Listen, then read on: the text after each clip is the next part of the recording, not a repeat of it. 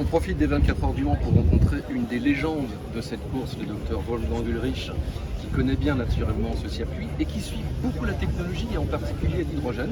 Vous êtes un fidèle du symposium qui se tient depuis 2019 au Mans et vous suivez l'évolution. Il se passe beaucoup de choses dans ce domaine. Bien, heureusement, vraiment, il se passe beaucoup de choses. Je suis très content que ça bouge dans la bonne direction, qu'on sent qu'il n'y a plus de pression derrière. Et je pense que c'était une très bonne décision de l'ASIO de se concentrer sur les activités autour de la H2 et prévoir qu'une voiture avec hydrogène peut rouler aux 24 heures du Mans.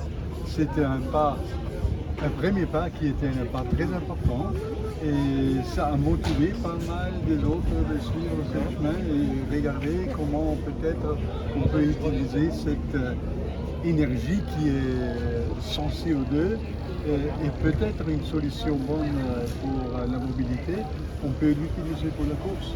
Et je pense qu'on voit que ça a bien avancé et c'est encore en train d'avancer très vite. On voit déjà qu'il y a des autres activités avec les bateaux, avec les trains, etc.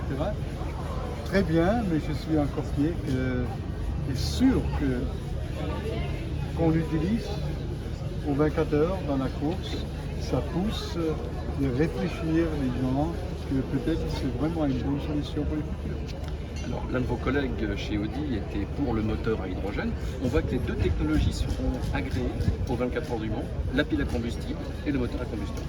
Voilà, je pense que c'est important qu'on ne décide pas de ne pas utiliser toutes les possibilités.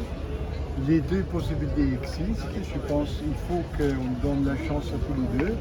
Et je connais des constructeurs qui travaillent beaucoup avec la pile et je connais des constructeurs qui travaillent beaucoup avec les moteurs à la combustion. Que le meilleur gagne. Et que le meilleur